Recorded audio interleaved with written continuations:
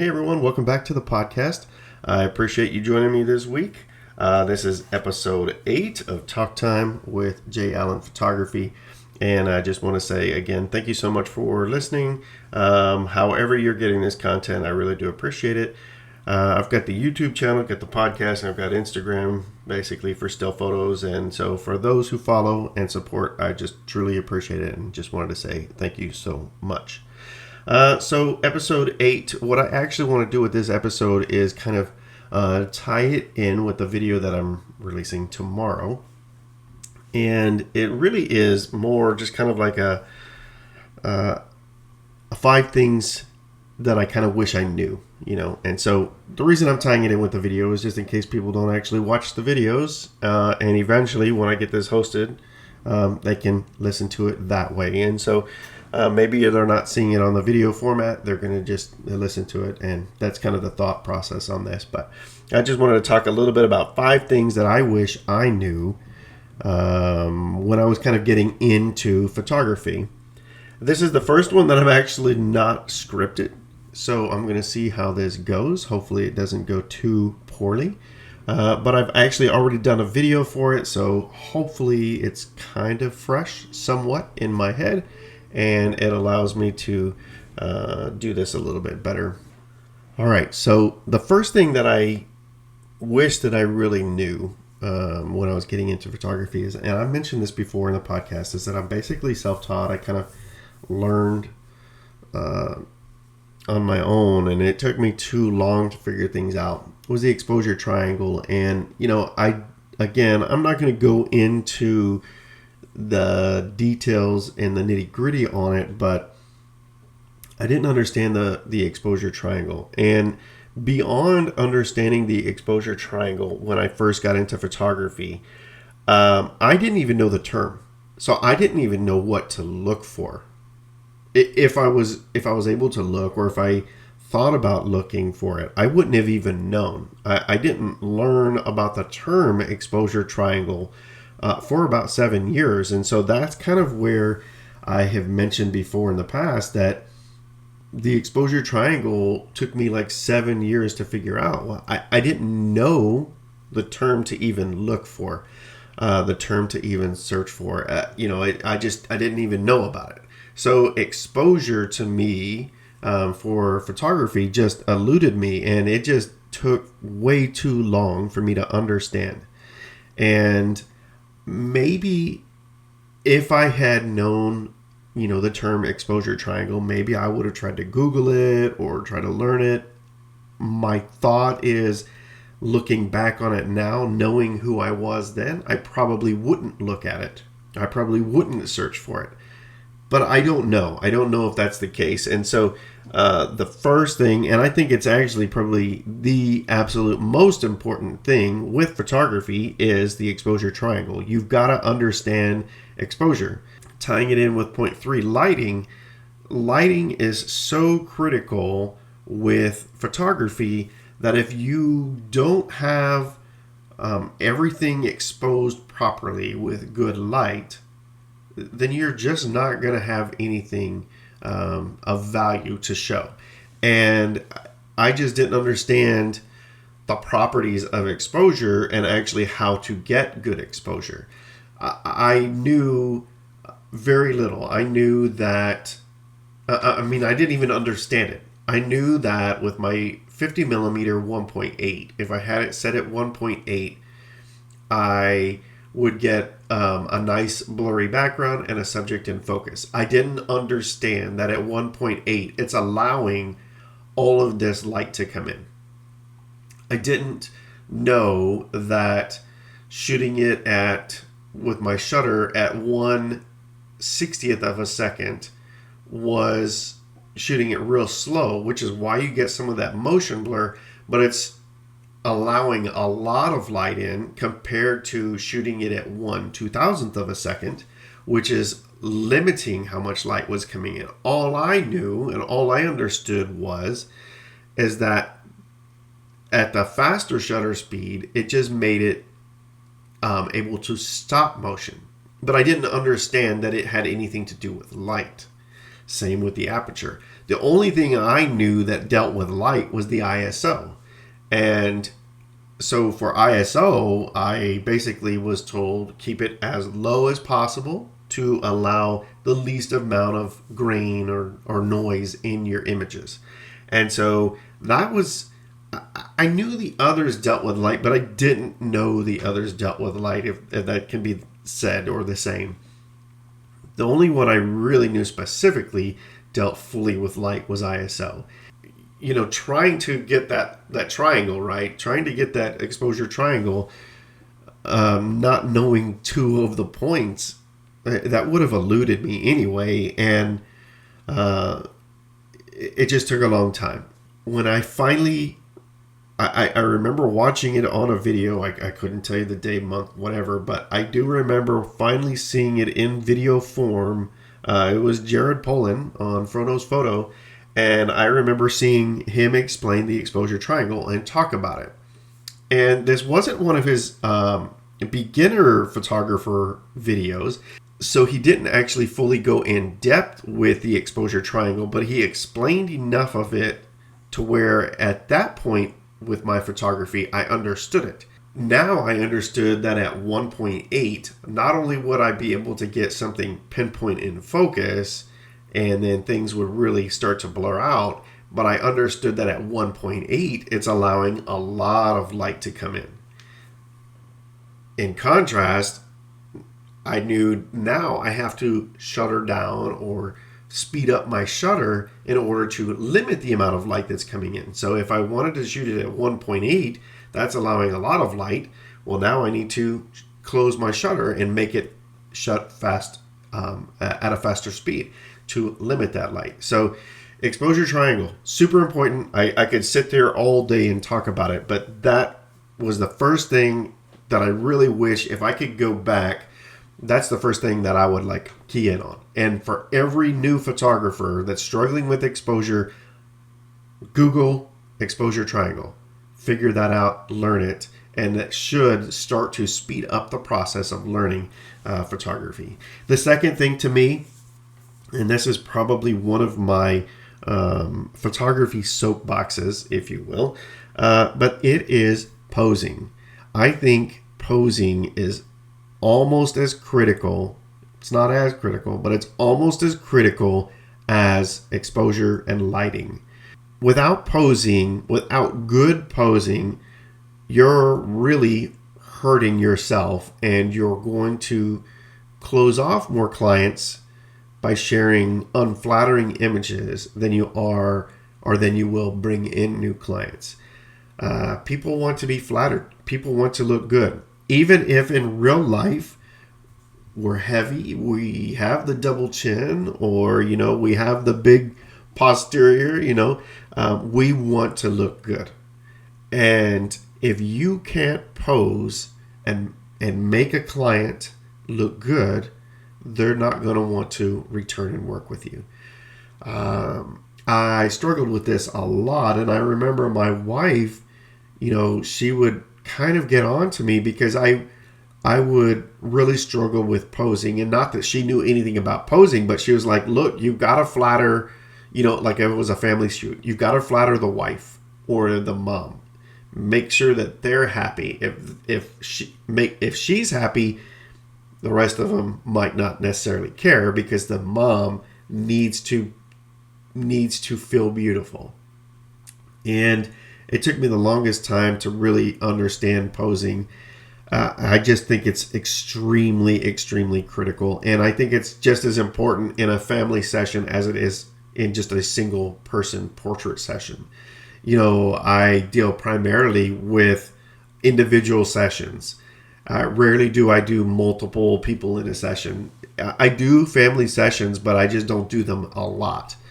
And it is critical. And I think if I was to do more family sessions or couple sessions, what I would do, and this is what I would recommend, is I would look for couples who will do a collab with you, or you can pay for their time, but that they know how to pose. They don't actually have to be a couple together, but they can be two people who have maybe done couple posing, And so you can learn you can learn by watching them, and then you can actually do and pose your clients. Posing is extremely critical, and if you don't do it well, you're really going to stunt your growth as a photographer. And it took me a long time, and it actually took me until I started working with models to be able to fully see how to pose. Models, of course, pose a little bit different than a high school student, but I could take some of those ideas and incorporate them into senior sessions and teen sessions. And that's one reason why I still continue to work with models a lot, is it gives me that creative freedom a little bit more, but I still can see what they're doing, and I can try to incorporate it into my work with the market that I actually shoot in. But if you're a couples photographer, if you're a family photographer, again, what I would do is try to find a group of people that will allow you to collab with them, or maybe you pay for their time, but you learn how to pose those types of people, those types of groups. And so posing, like I said, I think it's one of the most important aspects, my soapbox item, but one of the most important aspects of portrait photography, and you've got to learn it, otherwise you're going to stunt your growth. The third thing is lighting. And when I say lighting, I'm not necessarily meaning exposure, because exposure is different, but you need to still understand lighting. And also what I'm referring to is creating lighting. So there are plenty of natural light photographers, and then there are plenty of us off-camera flash photographers. And so, being able to work in both worlds, I think, is very valuable and very important. Natural light photographer is limited. They're limited to overcast. They're limited to golden hours, and maybe like downtown alleyways, stuff like that, or downtown streets where you actually have nice cover, nice shade, and stuff like that. But for the most part, you're stuck if you're wanting to do open field or nature, stuff like that, natural areas that don't have good shading. You're really kind of stuck. And even then, you're still kind of stuck because you're going to have some blown out areas, and maybe that's your thing, but lighting is important. I've said before that lighting is photography and photography is lighting. So without good light, you're going to have poor images, and lighting is just extremely critical. With off-camera flash, you can dictate the light, you can define the light, you can control the light, and that's really where I'm at with my work. Is I like to control and dictate how it works. I can go out, and I do sometimes go out and shoot natural light, but I always have my flash with me. And so a lot of times what I'll do is I'll get out there and say it's an overcast day, and I love shooting on overcast days, but I also love to light on overcast days because it gives you a different feel. It's easy to actually shoot on overcast days natural light because, for the most part, you've got even lighting across the face. You don't have to deal with some of that. But man, there's something about that catch light in those eyes. I mean, it's just gorgeous. And the flash just lights up those eyes that much better. And one thing that you really do notice a lot of times with that natural light photographer is they don't have good catch lights in the eyes. And the eyes are what really lead to the client. So, or to the subject, to the model, whatever. So those catch lights are critical. And having catch lights in the eyes with the off-camera flash is really important. Having beautiful modeling of shade and shadow on the face and on the body, I think, is important. And you don't necessarily get that all the time with natural light. I think there are plenty of great natural light photographers, and one of my favorite to watch is Irene Rudnick, and she's on YouTube. She's incredible. I remember, again, when I really started kind of growing, I didn't watch a lot of her stuff because I was like, no, I just want to learn off-camera light. And she doesn't shoot with a lot of it. She shoots primarily natural light. And so for the longest time, I didn't watch her stuff and I didn't follow her. But, as I've kind of continued to grow and understand more the value of natural light, I I look at her work a lot and see, and her work is absolutely beautiful. Absolutely beautiful. She does know how to use light. She just chooses more so to do that in studio as opposed to outdoors. And so most of her work is outdoors, is done natural light. And so if you're looking for a good natural light artist to follow, look at her. Irene Rudnick on YouTube. She's fantastic. I think she's in Canada or something. But anyway, she understands good lighting. And, when I first started off, I understood golden hours. I understood those were the best times of day to light or to shoot, but I didn't understand necessarily how to place my subjects in that good light and how to use that light properly. And over time, I've learned it and I've been able to understand it better. And so again, if I'm first starting off, I want to kind of learn good lighting. That one I don't think is as easy to learn because I think that one is done through practice and through time. All of these are, but I think when you first start out, it's often difficult to fully realize the good light. And so over time, you start to see and understand a little bit better. But that's where, shooting often, and that kind of ties into point 5. So point 4, I think, is specializing.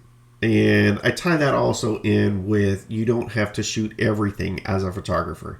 Just because you've got the camera doesn't mean you need to be a portrait photographer, a family photographer, maternity, newborn, wedding, landscape, travel, whatever. You don't have to do all of those things. I find it very important to specialize in my work. I think it makes me a better portrait photographer. I think it makes me a better senior photographer to specialize in those areas. I can understand a little bit more where they're coming from, but who they are and what they're liking, as opposed to me doing a senior session like 2 times a year. Then my senior sessions are going to look very much the same because I don't fully understand. And that's kind of, I specialize really with dancers and high school students. And so it allows me to hone those skills in those directions. I do work with models. I don't say that I specialize with models, but I do work with models, and I use that again for like a creative outlet for YouTube. And so I can learn what they're doing. So specializing, I think, is important. When we first start out as photographers, a lot of times we are shooting anything and everything. And I don't have a problem with that. I don't have a problem with that at all. I don't have a problem with shooting anything and everything when you're first starting. I think it's important because I think that's where you kind of are able to start deciding, what? I like this type of photography. I like this type of photography. I like macro. I like nature. I like landscape. I don't like working with people. Or completely the opposite. I absolutely love working with people. I don't want to do those other things. And so that's where you really kind of start to hone down and see what you like. I remember when I was just starting to get back into it, I was actually kind of dabbling in a lot. I bought the Moment lenses for my camera because I was playing with those. I was kind of maybe doing anything and everything to stay away from the big camera, and shooting portraits again. But I was doing like macro photography with this. I was just playing around with things, trying to understand or trying to see what I liked. I did some family sessions. I did some maternity sessions. I did shoot some weddings when I was just getting back into it again, mainly like family type stuff. I wouldn't recommend shooting weddings at the beginning. They were more family stuff, but I did shoot a couple of those. I shot some event stuff. Didn't really like it. And the more and more, I'm a people person, the more and more I worked with individuals, the more I liked that type of work. I like to be able to kind of control that scene a little bit more and say, hey, this is how we want to do this. This is how I want to do this and that. And I can't necessarily do that with event. Definitely not with landscape or anything like that. It's funny because I actually really wanted to get into sports photography. I thought that would be really fun for me. I love sports. And I thought, let me go out and get some long lenses and try this. And I just didn't enjoy it at all. One, I hate the heat. And so sitting out in the summertime taking baseball pictures was not fun at all, because it was just too freaking hot to sit there for a couple hours and shoot baseball pictures. And people aren't going to pay for that. At least not, like little league type stuff, or, even like travel ball.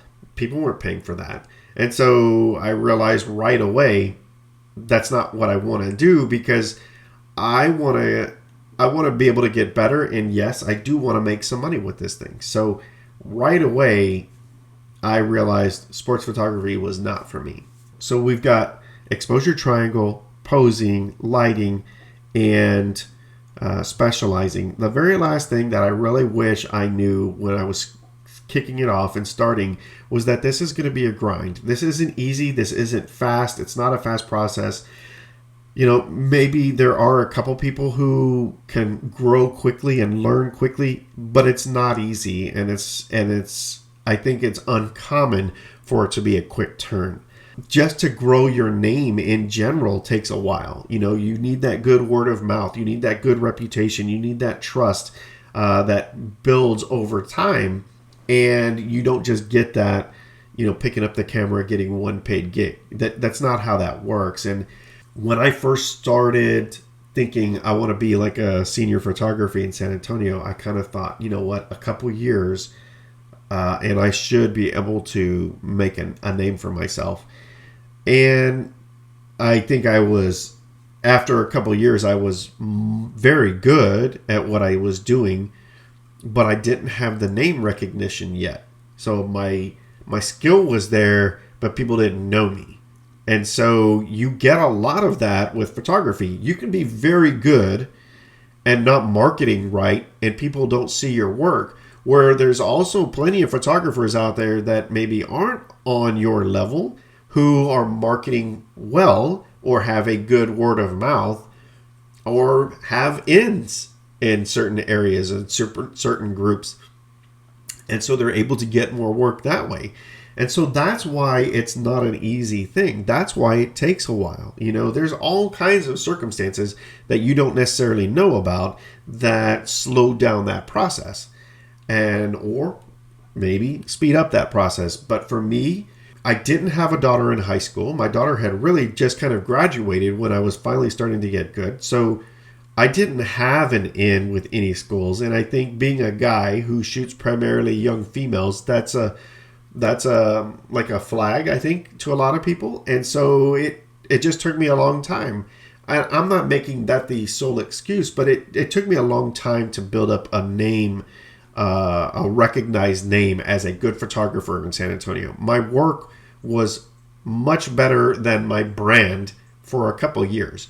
And so it really has taken me about 5 years to kind of get and build up that brand recognition, that brand name that I was really hoping to have sooner.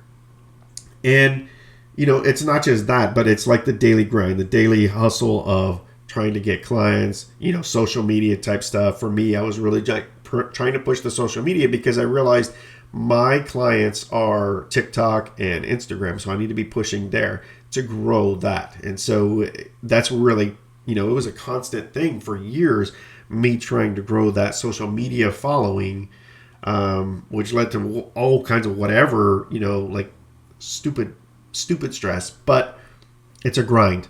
And if I knew back then that it was going to take longer, maybe it would have helped my patience, maybe it would have helped my mental status a little bit more, but I didn't fully understand that. And at first, even back to 2012, I didn't have a clue, and that's why I ended up quitting initially, because I didn't understand that grind. I didn't understand the work that you had to put in, and now I do. And now I understand that even now that I have name recognition, it still is work. It still is a grind. It still is a constant thing that I have to do in order to keep my name there. Not that I'm like looking for other photographers, but there are plenty of other photographers out there. And again, their marketing could be better than mine. They could have a better in than me. And so at any point, just because my work is good doesn't mean that I'm going to get the clients that I want. There could be other people out there that get the clients. So, you constantly have to stay on your game if you want to have that presence in the area that you want to have the presence in. 5 things that I wish I knew. Exposure triangle, please Google it, check it out. If you don't understand it, check it out, learn it, and it should change the game for your photography. Posing should also be a game changer for your portrait photography. Lighting, another crucial element of photography, and it can, I hate using the term again, but it could be a game changer. If you're a natural light only and then you finally learn off-camera flash, it opens so many doors, so many other available times to shoot. Specializing, this one is not a game changer, but is a way to hone your skills more and get better in a specific craft of your photography. And I think it's critical for newer photographers to understand you don't have to do it all. And then lastly, it's a grind. It's going to be a constant. You just need to understand that it will be your life. If you want it to be a full-time thing, it's going to be your life. And it needs to be that way in order for you to get to where you want to go. It shouldn't be easy. I don't believe that it should be an easy get. And maybe it is for some, but for the most part, anything of value doesn't come cheap and it doesn't come free. You need to put in the time and the work for it. Thank you again for tuning in, getting this content. I really do appreciate it. Please feel free to leave comments.